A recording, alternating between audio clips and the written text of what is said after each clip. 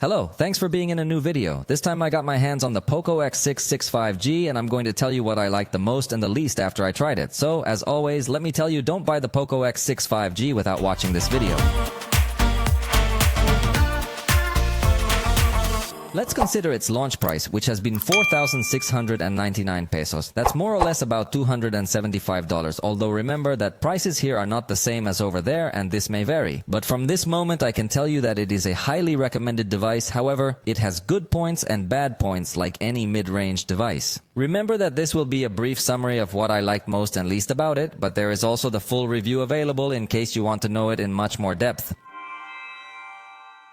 Let's start with what I like the most. The front design is very nice because of the reduced bezels and also very sturdy because it has Gorilla Glass Victus. In both ways, it's a device that feels and looks like a much more expensive device. Generally, in this price range, you're going to find slightly thicker bezels and virtually zero level of screen protection, or at best, Gorilla Glass 5. But Gorilla Glass Victus at this price point, it's actually kind of amazing. So, I love it in this regard.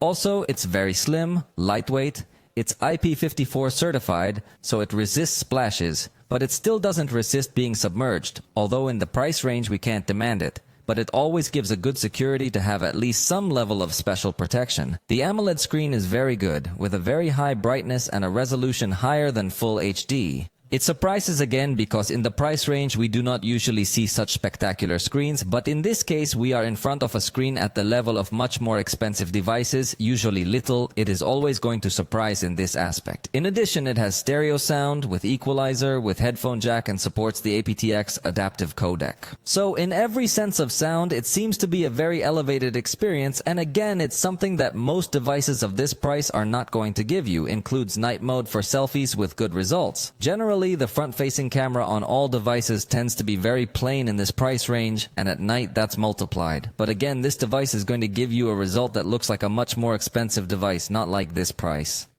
It also takes good portrait pictures, and you know I always rely on depth detection and blur style to say whether or not I like portraits, and this device does both well. I like that it detects the foreground perfectly well along with other objects and does a nice good blur in the background. It includes an advanced scanner in its camera. There are already other devices that also include the scanner function in the cameras, but usually what they do is crop the image to the size of the document and that's it. But in this case, it also gives you certain levels of color optimization to make it look like photocopying or scanning with a dedicated device. So I really like that it has these functions built in because this way you don't need to be buying or downloading another app.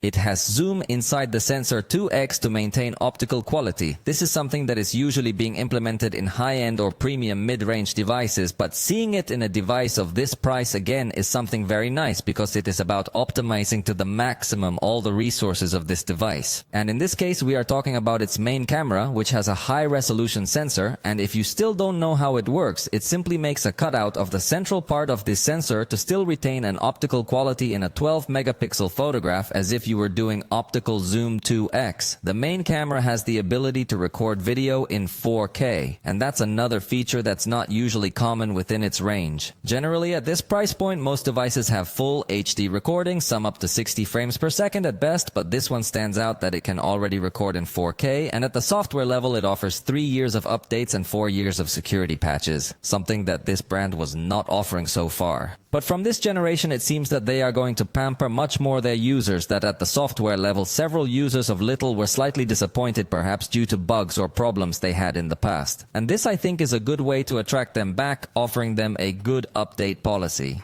It also brings always on display, which as you know is a special mode that takes advantage of the OLED screen so that without consuming so much power it can still show you a clock or some special cover while you have your device locked. It also has an assistant in the front camera that illuminates you better in video calls of some applications and the My Remote function to make it a universal remote control. So overall it brings good options at the software level. It even brings a people eraser in its photo editor, which is also going to work in a good enough way. And in this price range, again, it's something that can become very attractive. It brings fingerprint reader inside the screen, and it's not only to make it look modern, but it's even a reader that works very fast, very good. So I have had a very good experience with this reader. The 67-watt charger is included in the box, and it charges very fast. In 15 minutes, I recovered 36% of the energy, and the full charge was completed in less than 40 minutes. So it does give us an experience of recovering energy quickly, and that is always very comfortable and very pleasant. You can just put it on charge when you wake up when you're getting ready to go out, and you'll have power for the whole day. It also has 5G with Mobile Data Manager, meaning it's going to allow you as a user to select which apps can connect to the internet using Wi-Fi and which apps will be able to use your mobile data to connect to the internet. And in this way, you save a lot of your data consumption. It also has NFC for making mobile payments. This is another feature that is not so common in the price range, so it gives you a premium experience. Simply, if your bank supports Google Wallet, or if your bank has its own app to make this kind of payments, you can perfectly take advantage of this technology.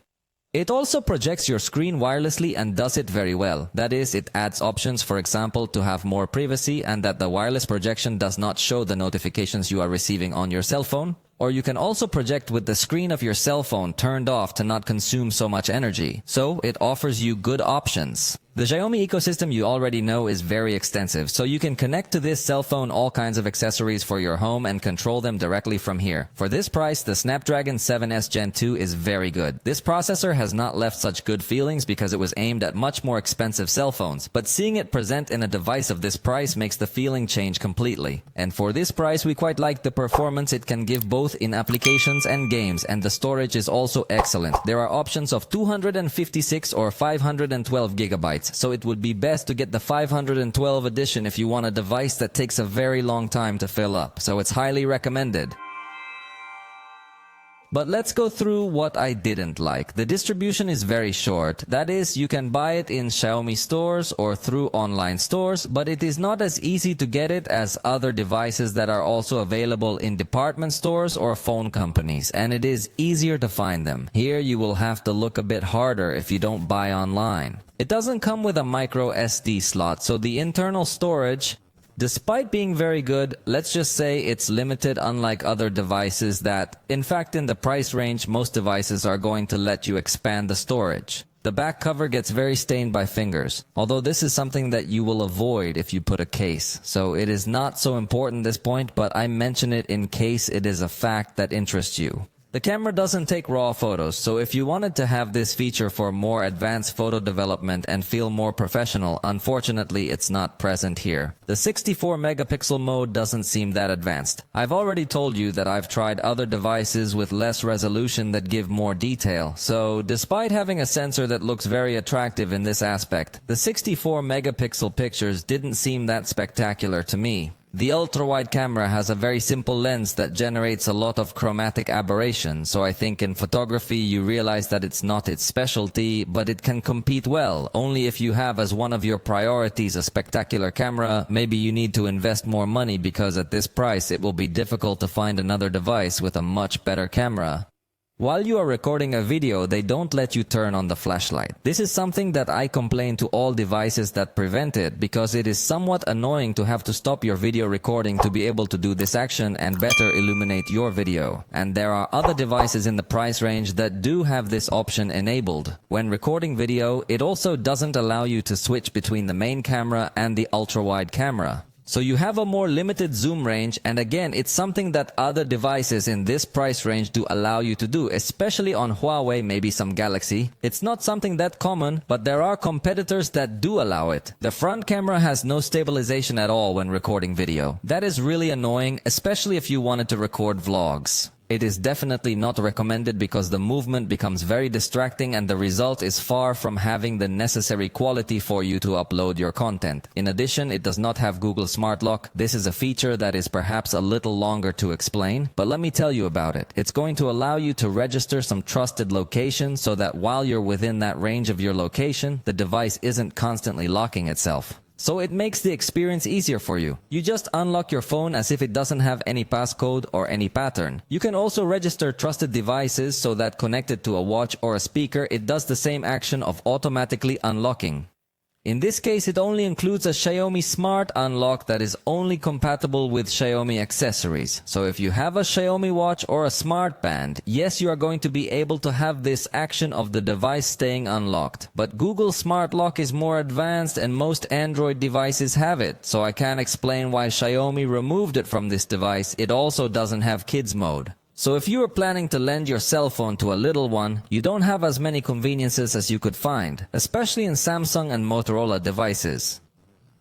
In addition, you will find ads in several system applications. That is something that becomes annoying, but I understand it because it is a device that cuts its price a lot and somehow Xiaomi must recover revenue. But you should know that this is part of the little experience. The battery, despite being 5100 milliamps, doesn't seem to perform as well as it should. This is something that happens in several devices. They integrate batteries that seem to be very large, but when you put them to the test, they do not perform as well as one would imagine. Here, obviously, not only the battery has to do, but also the battery consumption of the processor and the management of the system. So all in all, it is not a device that has a battery that lasts a very long time.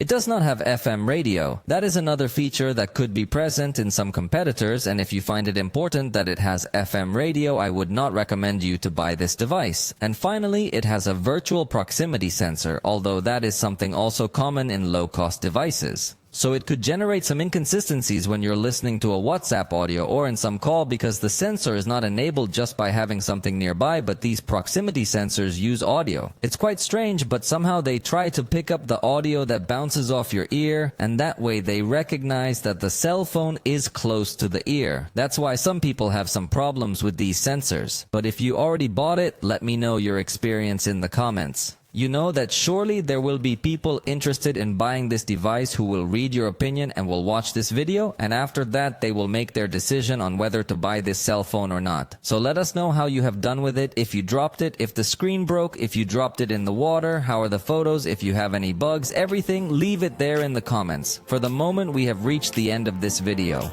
If you liked it, you know you can let us know, and we'll see you next time.